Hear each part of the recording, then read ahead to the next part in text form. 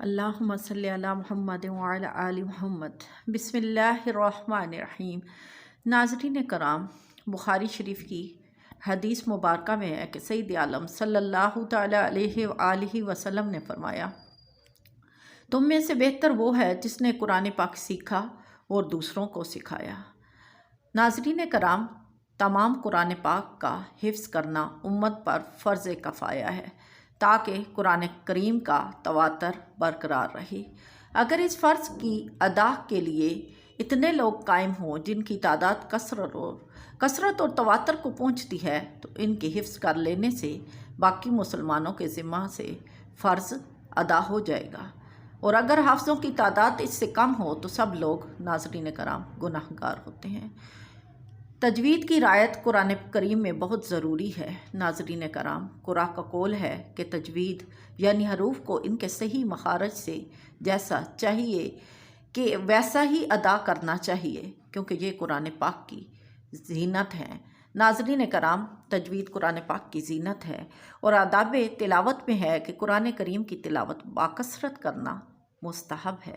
حدیث مبارکہ میں ہے کہ دو ہی چیزیں رشک کے قابل ہیں، ان میں سے ایک وہ شخص جسے اللہ تبارک و تعالیٰ قرآن کریم عطا فرمائے اور وہ اس کی صبح شام تلاوت کرتا ہے۔ ناظرین کرام، قرآن کریم کی تلاوت اگرچہ بے وضو بھی کر سکتے ہیں، لیکن اس کے لیے مستحب ہے کہ وضو ہو، وضو کے بغیر قرآن پاک کو نہ پڑھا جائے۔ ناظرین کرام، کیونکہ قرآن کریم قرات میں سب سے افضل اذکار ہے، افضل ذکر ہے، نبی صلی اللہ علیہ وآلہ وسلم ہمیشہ ذکر الہی کو باطہارت ہی پسند فرماتے، اس لیے انسان کو وضو کر کے قرآن پاک کو چھونا چاہیے۔ ناظرین کرام، مستحب ہے کہ تلاوت کرنے والا قبلہ رو ہو کر نہایت عجز اور انکساری اور خشوع و خضوع کے ساتھ قلب کی آنکھوں کو جھکا کر با اطمینان اس کی تلاوت کرے، اور پڑھنے سے قبل ناظرین کرام تعوذ اور تسمیہ ضرور پڑھیں۔ ماسوائے سورت برات کے کہ ہر سورت کے اول میں بسم اللہ پڑھنی ہے، مگر اس کے لیے بسم اللہ نہیں پڑھنی۔ اور ناظرین، یہ ضروری ہے کہ تلاوت قرآن پاک جب ہو رہی ہو تو خاموشی سے دل لگا کے سنیں۔ ناظرین کرام، جس روز قرآن کریم کا ختم مکمل ہوتا ہے اس دن روزہ رکھنا سنت ہے۔ یہ بھی سنت ہے کہ اپنے گھر والوں اور دوستوں کو جمع کیا جائے۔ حدیث شریف میں ہے، حضرت انس رضی اللہ تعالی عنہ جب قرآن کریم ختم کرتے تو اپنے اہل کو جمع فرماتے اور دعا فرماتے۔ ناظرین کرام، حدیث مبارکہ میں ہے، ابو ہریرہ رضی اللہ تعالی عنہ سے مروی ہے کہ جس نے قرآن پاک پڑھا اور رب تبارک و تعالیٰ کی حمد کی اور نبی کریم صلی اللہ تعالی علیہ وآلہ وسلم پر درود پڑھا اور اپنے رب سے مغفرت چاہی تو خیر اس کو تلاش کرتی ہے۔ ناظرین کرام، اور اس کی دعائیں قبول ہوتی ہیں۔ ناظرین کرام، یہی وجہ ہے کہ مجھ ناچیز نے اس چینل کے توسل سے آن لائن دورہ قرآن کرنے کا فیصلہ فرمایا، جس میں ہم ایک ایک پارہ کا مختصر حصہ تعلیم تلاوت بھی کریں گے اور تلاوت کے بعد ترجمہ اور تفسیر بھی بتایا جائے گا۔ نیز اس سے جو مسائل اور جو وظائف اخذ ہوتے ہیں وہ بھی آپ تک پہنچائے جائیں گے۔ ناظرین کرام، اپنی اس کوشش کو جاری رکھنے کے لیے مجھے بہت سارے لوگوں کا ساتھ ضروری تھا۔ ناظرین کرام، جو علماء میرے رفیق ہیں وہ گواہ ہیں کہ بسا اوقات ایک ہی لفظ کی تحقیق میں دن بھر گزر جاتا ہے اور کئی کتابیں اور تفاسیر اور ترجموں کا لغات دیکھنا پڑتا ہے، تب کہیں جا کر مشکل حل ہوتی ہے۔ ناظرین کرام، لیکن چونکہ مقصد ہے کہ علم دین کا حصول ہے، ناظرین کرام، گویا کہ بہت سارے علماء کرام نے اللہ تبارک و تعالیٰ کے اس کلام کی ترجمہ اور تفسیر بیان کی، لیکن مجھ ناچیز کو اللہ تبارک و تعالیٰ نے یہ موقع عطا فرمایا اور مجھے یہ پلیٹ فارم عطا فرمایا کہ میں قرآن پاک کو ترجمہ کے ساتھ اور تفسیر کے کچھ نہ کچھ حصہ اب تک پہنچاؤں۔ اس کے لیے میں اللہ تبارک و تعالیٰ کا جتنا بھی شکر بجا لاؤں وہ کم ہے، کیونکہ مجھ جیسے گناہ گار کو اللہ تبارک و تعالیٰ نے اس مقصد کے لیے چنا۔ یہ میرے اللہ کی بہت بڑی مہربانی ہے۔ ناظرین کرام، چونکہ مقصد علم دین کا حصول ہے تو آپ سے یہ درخواست ہے کہ میرے ساتھ ساتھ آپ بھی دین کی خدمت کا حصہ بنیں۔ میرے چینل کو دیکھیں، سبسکرائب کریں اور نیکی پھیلانے کی نیت سے اس کو آگے آگے شیئر کریں تاکہ یہ علم تمام لوگوں تک گھر بیٹھے پہنچ جائے۔ ناظرین، آئیے تلاوت قرآن پاک کا آغاز کرتے ہیں۔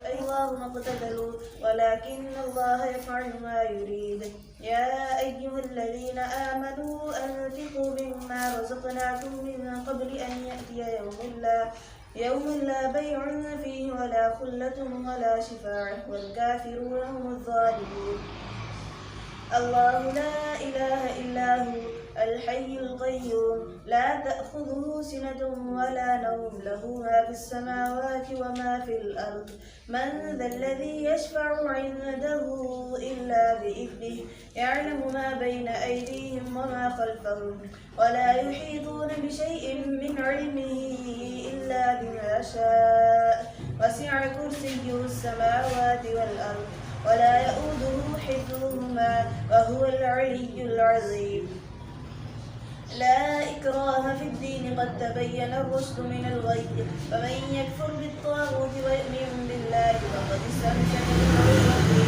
لا انفصام لها والله سميع عليم الله ولي الذين آمنوا يخرجهم من الظلمات إلى النور والذين كفروا أولياءهم الطاغوت يخرجونهم من النور إلى الظلمات أولئك أصحاب النار هم فيها خالدون ألم تر إلى الذي يحيي ويميت قال أنا أحيي وأميت قال إبراهيم فإن الله يأتي بالشمس من المشرق فأت بها من المغرب فبهت الذي كفر لبثت يوما أو بعض يوم قال بل لبثت 100 عام فانظر إلى طعامك وشرابك لم يتسنه وانظر إلى حمارك ولنجعلك آية للناس وانظر إلى العظام كيف ننشزها ثم نكسوها لحما فلما تبين له قال أعلم أن الله على كل شيء قدير وإذ قال إبراهيم رب أرني كيف تحيي الموتى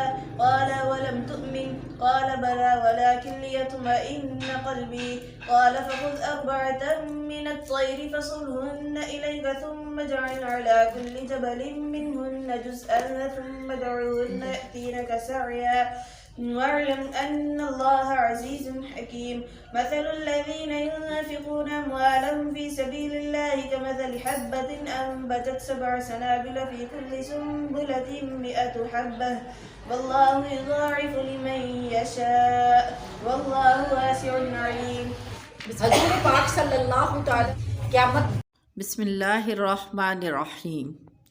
یہ رسول ہیں کہ ہم نے ان میں ایک کو دوسرے پر فضیلت دی۔ ان میں کسی سے اللہ تبارک و تعالیٰ نے کلام فرمایا اور کوئی وہ ہے جسے سب پر درجوں میں بلندی عطا کی گئی۔ اور ہم نے مریم کے بیٹے عیسیٰ کو کھلی نشانیاں دی اور پاکیزہ روح سے اس کی مدد کی، اور اللہ چاہتا تو ان کے بعد والے آپس میں نہ لڑتے، بعد اس کے کہ ان کے پاس کھلی نشانیاں آ چکی، لیکن وہ تو مختلف ہو گئے۔ ان میں سے کوئی ایمان پر رہا اور کوئی کافر ہو گیا، اور اللہ چاہتا تو وہ نہ لڑتے، مگر اللہ جو چاہے وہ کرے۔ اے ایمان والو، اللہ کی راہ میں ہمارے دیے گئے میں سے خرچ کرو، وہ دن آنے سے پہلے کہ جس میں نہ خرید و فروخت ہوگی، نہ کافروں کے لیے دوستی ہوگی، نہ شفاعت ہوگی، اور کافر خود ہی ظالم ہیں۔ ناظرین کرام، یہ آیات مبارکہ پیارے آقا صلی اللہ تعالیٰ علیہ وآلہ وسلم کی شان مبارکہ میں نازل ہوئی ہیں، کیونکہ اللہ تبارک و تعالیٰ فرماتے ہیں کہ میں نے ایک کے بعد دوسرے رسول کو بھیجا، اور جو بھی رسول آیا اس کو درجات عطا فرمائے۔ کسی کو اللہ تبارک و تعالیٰ سے کلام کرنے کا شرف حاصل ہوا، کوئی خلیل ہوا۔ اللہ تبارک و تعالیٰ نے کسی کو روح اللہ کا خطاب دیا، لیکن اللہ تبارک و تعالیٰ کے جب نبی صلی اللہ تعالیٰ علیہ وآلہ وسلم آئے تو آپ کے درجات کثیرہ کو تمام انبیاء علیہ السلام پر افضلیت دی۔ اس پر ناظرین کرام امت کا اجماع ہے، اور باکثرت احادیث سے یہ بات ثابت ہے کہ حضور پاک صلی اللہ تعالیٰ علیہ وآلہ وسلم کی رفعت اور مرتبت سب سے افضل ہے۔ اللہ ہے جس کے سوا کوئی معبود نہیں، وہ آپ زندہ ہے اور اوروں کو قائم رکھنے والا ہے، اسے نہ اونگ آئے نہ نیند آئے، اسی کا ہے جو کچھ آسمانوں میں ہے اور جو کچھ زمین میں ہے۔ وہ کون ہے جو اس کے ہاں سفارش کرے بے اس کے حکم کے؟ جانتا ہے جو کچھ ان کے آگے ہے اور جو کچھ ان کے پیچھے ہے، اور وہ نہیں پاتے اس کے علم میں مگر جتنا وہ چاہے۔ اس کی کرسی سمائی ہوئی ہے آسمان اور زمین میں، اور اسے اس کا بھاری ہونا محسوس نہیں، اور ان کی نگہبانی وہی بلند ذات کرنے والی ہے۔ کچھ زبردستی نہیں دین میں، بے شک خوب جدا ہو گئی ہے نیک راہ گمراہی سے۔ تو جو شیطان کو نہ مانے اور اللہ پر ایمان لائے، اس نے بڑی ہی محکم گرہ تھامی جسے کبھی کھلنا نہیں ہے، اور اللہ سنتا ہے۔ اللہ والی ہے مسلمانوں کا، انہیں اندھیروں سے نور کی طرف نکالتا ہے، اور کافروں کے حمایتی شیطان ہیں، وہ انہیں نور سے اندھیروں کی طرف نکالتے ہیں۔ یہی لوگ دوزخ والے ہیں، انہیں اس میں ہمیشہ ہمیشہ رہنا ہے۔ ناظرین کرام، اللہ تبارک و تعالیٰ نے آیت الکرسی کے ذریعے مشرکین کے سوالوں کے جواب دیے، کیونکہ ناظرین کرام، مشرکین یا تو کواکب کو پوجتے ہیں، یا آسمانوں یا دریاؤں یا پہاڑوں یا پتھروں یا درختوں، جانوروں، آگ وغیرہ کو پوجتے ہیں جو زمین میں پیدا کی گئی ہیں۔ جب آسمان و زمین کی ہر چیز اللہ تبارک و تعالیٰ کی قدرت سے بنی ہے، تو بھلا اس کی عبادت کو چھوڑ کر کوئی چیز اس لائق ہے کہ اس کی عبادت کی جائے؟ ناظرین کرام، اس میں مشرکین کا رد ہے کہ جن کا گمان ہے کہ بت شفاعت کریں گے، انہیں بتا دیا گیا اس آیت مبارکہ کے ذریعے کہ شفاعت کافروں کے لیے نہیں، اور اللہ تبارک و تعالیٰ کے حضور صرف شفاعت وہی کر سکتے ہیں جنہیں اللہ تبارک و تعالیٰ حکم عطا فرمائے، اور اللہ کے حضور معذنین کے سوا کوئی سفارش نہیں کر سکتا، اور اذن والے انبیاء اور ملائکہ اور مومنین ہیں۔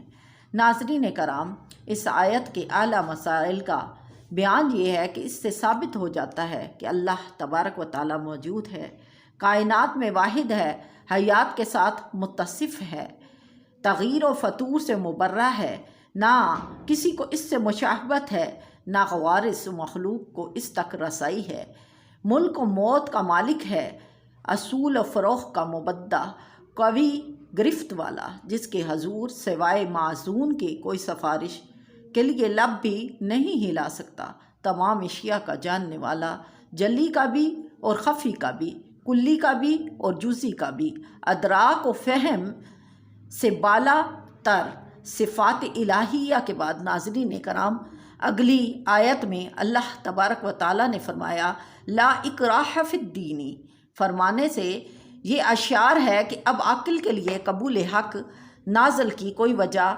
باقی نہیں رہ گئی کہ وہ اللہ تبارک و تعالیٰ کی عبادت کو چھوڑ کر کسی اور چیز کی عبادت کرے۔ ناظرین کرام، اللہ تبارک و تعالیٰ فرماتے ہیں کیا تم نے نہ دیکھا اسے جو ابراہیم سے جھگڑا اس کے رب کے بارے میں، اس پر کہ اللہ نے اسے بادشاہی دی، جبکہ ابراہیم نے کہا کہ میرا رب وہ ہے کہ جو جلاتا ہے۔ وہ بولا میں بھی زندہ کرتا ہوں اور مارتا ہوں۔ ابراہیم نے فرمایا تو اللہ سورج کو لاتا ہے مشرق سے، تو مغرب سے لے آ، تو اس کے ہوش اڑ گئے۔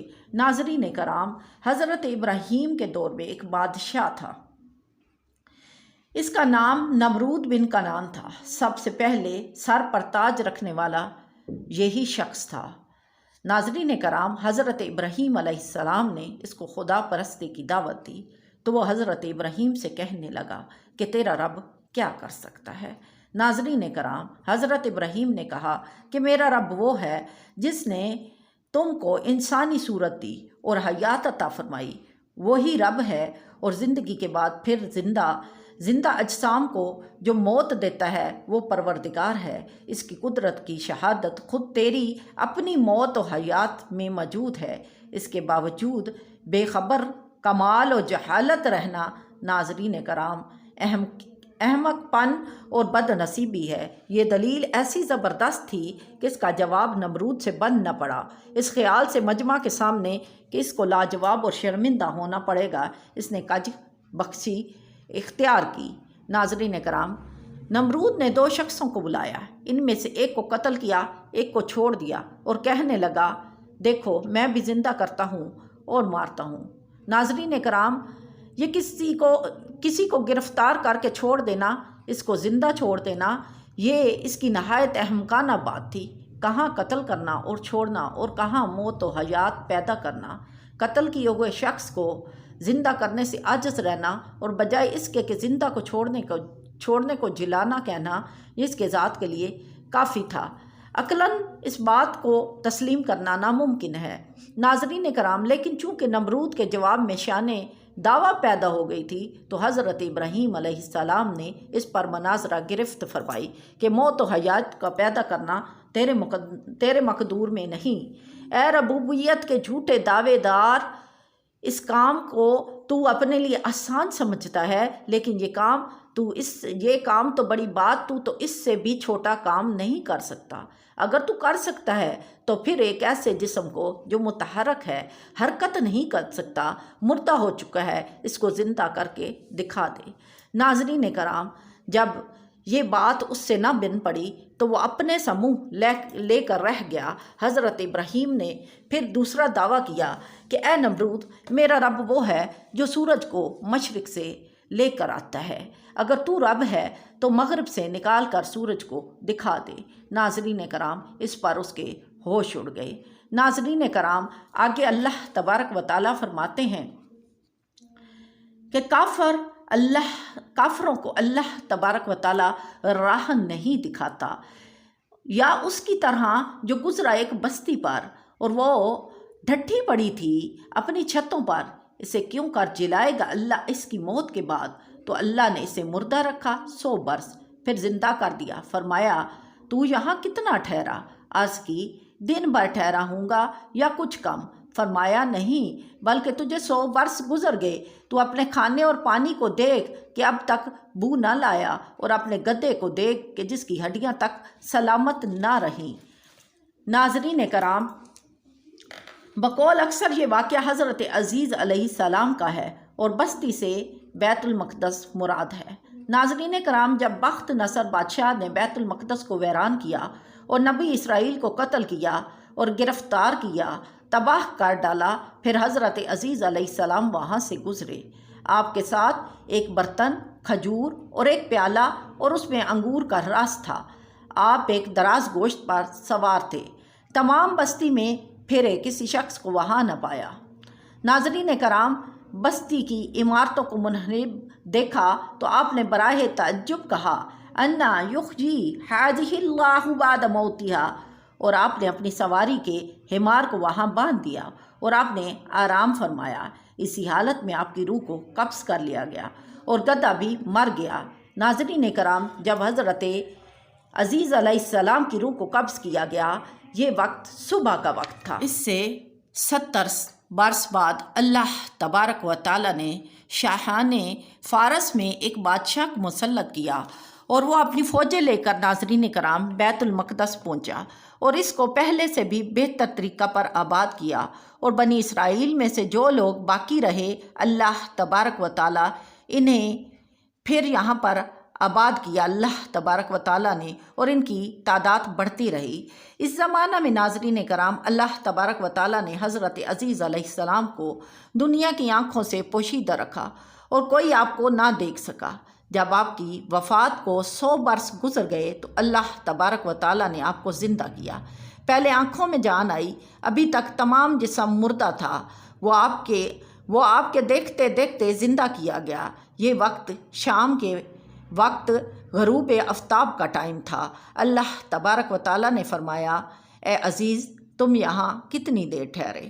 آپ نے اندازہ سے عرض کیا 1 دن یا دن کا کچھ حصہ، کیونکہ آپ کا خیال تھا کہ جب میں یہاں آیا تو صبح کا وقت تھا اور ابھی جب میں اٹھ رہا ہوں تو شام کا وقت ہے، لیکن چونکہ اللہ تبارک و تعالیٰ نے اس میں تھوڑا سا اللہ تبارک و تعالیٰ نے اس میں تھوڑا سا غیب رکھا ہوا تھا، اس لیے آپ مطلع نہ ہو سکے کہ آپ کتنی دیر سوئے، اور آپ نے اپنے اندازے سے یہ بیان کر دیا کہ اے اللہ میں دن کا شاید کچھ حصہ سویا ہوں۔ ناظرین کرام، اللہ تبارک و تعالیٰ نے فرمایا، نہیں عزیز، بلکہ تم 100 برس ٹھہرے، اپنے کھانے اور پانی یعنی کھجور اور انگور کے رس کو دیکھیے کہ ویسا ہی ہے، اس میں بو تک نہ آئی، اور اپنے گدھے کو دیکھا تو وہ مرا ہوا تھا، بلکہ گل گیا تھا، اعضاء بکھر چکے تھے، ہڈیاں سفید چمک رہی تھیں، آپ کی نگاہ کے سامنے اس کے اعضاء ناظرین کرام جمع ہوئے۔ اللہ تبارک و تعالیٰ نے حکم فرمایا اور اس گدھے کے تمام اعضاء جمع ہوئے، اعضاء اپنے اپنے موقع پر آئے، ہڈیوں پر گوشت چڑھا، گوشت پر کھال آئی، کھال پر بال نکلے، پھر اس میں روح پھونکی گئی ناظرین کرام، اور وہ اٹھ کھڑا ہوا اور آواز کرنے لگا۔ ناظرین کرام، آپ نے اللہ تبارک و تعالیٰ کی قدرت کا مشاہدہ فرمایا۔ ناظرین کرام، اللہ خوب جاننے والا ہے اور ہر شے پر قادر ہے۔ پھر ناظرین کرام، آپ اپنی سواری پر سوار ہو کر اپنے محلہ کی طرف تشریف لائے، اور ریش مبارک کے بال اس وقت سفید تھے، عمر وہی 40 سال کی کہ جس عمر میں آپ وہاں پناہ لینے گئے تھے۔ آپ کو ناظرین کرام کسی نے نہ پہچانا، اندازے سے اپنے مقام پر پہنچے، ایک ضعیف بوڑھیا ملی جس کے پاؤں رہ گئے تھے، وہ نابینا ہو گئی تھی، وہ آپ کو گھر کے باہر بیٹھی ملی، یہ آپ کے گھر کی باندی تھی اور اس نے آپ کو دیکھا تھا۔ آپ نے اس سے دریافت فرمایا کہ یہ عزیز کا مکان ہے؟ اس نے کہا ہاں، اور آپ نے پوچھا کہ عزیز کہاں ہے؟ تو اس نے بتایا کہ انہیں فوت ہوئے تو 100 برس گزر گئے۔ یہ کہہ کر وہ خوب روئی۔ آپ نے فرمایا میں عزیز ہوں۔ اس نے ناظرین کرام کہا سبحان اللہ، یہ کیسے ہو سکتا ہے؟ آپ نے فرمایا اللہ تبارک و تعالیٰ نے مجھے 100 برس مردہ رکھا پھر زندہ کیا۔ اس نے کہا حضرت عزیز مستجاب الدعوات تھے، جو دعا کرتے قبول ہوتی۔ آپ دعا کیجئے کہ میں بینا ہو جاؤں تاکہ میں اپنی آنکھوں سے آپ کو دیکھوں۔ ناظرین کرام، آپ نے دعا فرمائی، وہ بینا ہو گئی۔ آپ نے اس کا ہاتھ پکڑ کر فرمایا اٹھ خدا کے حکم سے۔ یہ فرماتے ہی اس کے مارے ہوئے پاؤں درست ہو گئے۔ اس نے آپ کو دیکھ کر پہچانا اور کہا میں گواہی دیتی ہوں کہ آپ بے شک حضرت عزیز علیہ السلام ہیں۔ وہ آپ کو بنی اسرائیل کے محلہ میں لے گئی۔ وہاں ایک مجلس میں آپ کے فرزند تھے جن کی عمر ناظرین کرام 118 سال کی ہو چکی تھی، اور آپ کے پوتے بھی تھے جو بوڑھے ہو چکے تھے۔ بڑھیا نے مجلس میں پکارا کہ یہ حضرت عزیز علیہ السلام ہیں اور تشریف لے آئے ہیں۔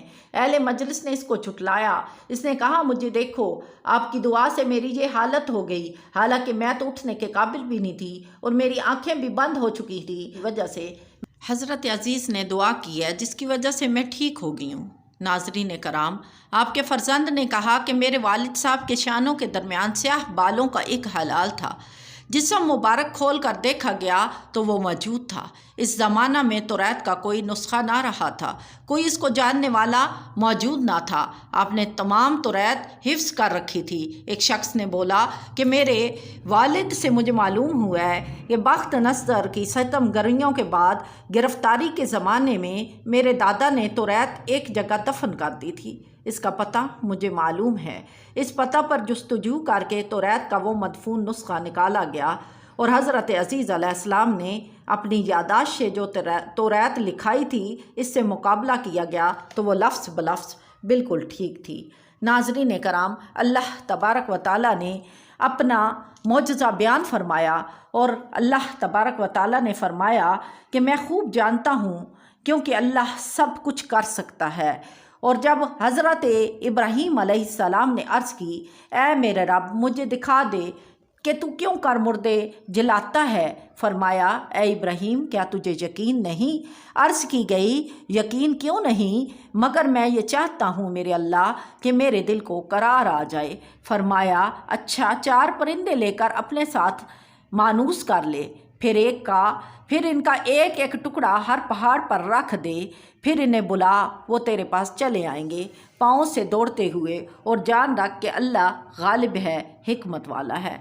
नाज़रीन कराम, हुआ यूँ कि हज़रत इब्राहीम अलैहिस्सलाम समंदर के किनारे एक आदमी को पड़ा देखते हैं। मुफस्सरीन ने देखा कि जिसको समंदर पानी के साथ ऊपर चढ़ाता और उतारता रहता है। जब पानी चढ़ता तो मछलियाँ इस लाश को खाती, और जब उतर जाता तो जंगल के दरिंदे खाते, जब दरिंदे जाते तो परिंदे खाते। हज़रत इब्राहीम अलैहिस्सलाम ने ये मुलाखता फरमाया तो आपको शौक़ हुआ कि आप ये मुलाखता फरमाएं कि मुर्दे किस तरह ज़िंदा किए जाते हैं। आपने बारगाहे इलाही में नाज़रीन कराम अर्ज़ की, या रब्बे अज़्ज़ा वजल, मुझे यकीन है कि तू मुर्दों को ज़िंदा फरमाएगा और इनके अज्ज़ा दरियाई जानवरों और दरिंदों के पेट और परिंदों के पोटों से जमा फरमाएगा, लेकिन यह अजीब मंज़र देखने की मुझे आरज़ू है। मुफस्सिरीन का कौल है नाज़रीन कराम कि जब अल्लाह तबारक व तआला ने हज़रत इब्राहीम को अपना खलील किया, मुल्कुल मौत हज़रत रब्बुल इज़्ज़त से इज़्न लेकर आपको ये बशारत सुनाने आए, तो आपने बशारत सुनकर अल्लाह की हम्द को बयान किया और मलकुल मौत से फरमाया कि इस खिल्लत की अलामत क्या है। उन्होंने अर्ज़ की कि ये अल्लाह तबारक व तआला को मालूम है, आप उनसे दुआ फरमाइए, वो आपके सवाल पर मुर्दे ज़िंदा करेंगे। तब आपने ये दुआ फरमाई कि अल्लाह मुर्दों को ज़िंदा किया जाए। नाज़रीन कराम, अल्लाह तबारक व तआला ने जब हज़रत इब्राहीम अलैहिस्सलाम की दुआ सुनी तो अल्लाह तबारक व तआला ने हज़रत इब्राहीम से कहा कि 4 परिंदे ले लो, जिसमें एक मोर, एक मुर्ग, एक कबूतर, एक कौवा लिया गया, और बाहुक्म इलाही इनको जिंज कर इनके टुकड़े जो है आपस में इकट्ठे कर दिए गए और कीमा की तरह अज्जा इकट्ठे हो गए। इस मजमुआ को नाज़रीन कराम कुछ हिस्सों में बांट दिया गया और एक एक हिस्सा एक एक पहाड़ पर रखा गया। सब के सब जब पहाड़ों पर मुंतकिल कर दिए गए हिस्से, तो अल्लाह तबारक व तआला ने कहा कि ए इब्राहीम, अब इनसे फरमा कि चले आओ हुक्म इलाही से। ये फरमाते ही वो अज्जा उड़े और हर जानवर के अज्जा अलहदा अलहदा होकर अपनी तरतीब से जमा हुए और परिंदों की शक्लें बनकर अपने पाँव से नाज़रीन कराम दौड़ते हुए हाज़िर हुए और अपने अपने सरों से मिलकर बाइना पहले की तरह मुकम्मल होकर उड़ गए। नाज़रीन कराम, अल्लाह तबारक व तआला ने फरमाया कि वह अपनी आयतें यूं ही खोल खोल कर बयान फरमाता है। नाज़रीन कराम, अल्लाह तबारक व तआला ने फरमाया है कि अल्लाह की राह में ख़र्च करो, क्योंकि अल्लाह तबारक व तआला उस खर्च करने वाले को दुगना चुगना देते हैं। नाज़रीन कराम, अल्लाह तबारक व तआला फरमाता है कि जो अल्लाह की राह में ख़र्च करते हैं उनकी कहावत ऐसे है कि वो माल जो अल्लाह की राह में ख़र्च करते हैं इस दाना की तरह है जिसे वो उगाएं और उस एक दाने में से 7 बालियाँ उगें और हर बाली में 100 दाने हों, और अल्लाह नाज़रीन कराम इसी तरह इनको बढ़ाता जाए जिसके लिए वो चाहता है और जिसको वो वुस्सत अता फरमाता है, और यकीनन वो वुस्सत वाला और इल्म वाला है। नाज़रीन कराम, अल्लाह तबारक व तआला फरमाते हैं वो जो अपने माल अल्लाह की राह में ख़र्च करते हैं फिर दिए पीछे ना एहसान रखते हैं और ना ही तकलीफ़ देते हैं, इनका अजर उनके रब के पास है और इन्हें कुछ अंदेशा नहीं, ना ही कुछ गम होगा। नाज़रीन कराम, अच्छी बात कहना और दरगुज़र करना और माफ़ी दे देना ये खैरात करने से बेहतर है, जिसके बाद ऐसी खैरात के जिसके बाद सताया जाना हो या उसके पीछे एहसान जताना हो। बेशक अल्लाह बेपरवाह है, हिल्म वाला है। ऐ ईमान वालो, अपने सदके बातिल ना कर दो, एहसान रख कर और इज़ा देकर। नाज़रीन कराम, अल्लाह तबारक व तआला फरमाते हैं कि जब तुम सदका दो तो उसको जतलाओ नहीं, क्योंकि सदका देने से एहसान ख़त्म हो जाता है। और इसकी मिसाल अल्लाह तबारक व तआला ने ऐसे दी है कि जैसे एक चट्टान पर कुछ मट्टी हो और जब मट्टी की तह खूब अच्छी तरह जम जाए और उसकी रंगत तब्दील हो जाए तो अल्लाह तबारक व तआला इस पर ज़ोर की बारिश बरसाए और वो फिर सारी मट्टी इधर उधर बिखर जाए और नीचे से سراسر پتھر نکل آئے۔ ناظرین کرام، اسی طرح جب کوئی بندہ اللہ کی راہ میں رزق خرچ کرتا ہے تو اللہ تبارک و تعالیٰ اس کے دل کے اوپر نیکی کی ایک پرت لگا دیتے ہیں، لیکن جب وہ اپنے احسان کو جتاتا ہے اور لوگوں کو تنگ کرتا ہے ناظرین کرام، تو وہ پرت ایسے ہی اس کے دل سے ہٹ جاتی ہے جیسے پتھر سے بارش برسنے کے بعد مٹی ہٹ جاتی ہے اور وہ دل دھل کر بالکل صاف نظر آ جاتا ہے۔ تو ایسے شخص کی کمائی بھی کسی فائدے کی نہیں اور اس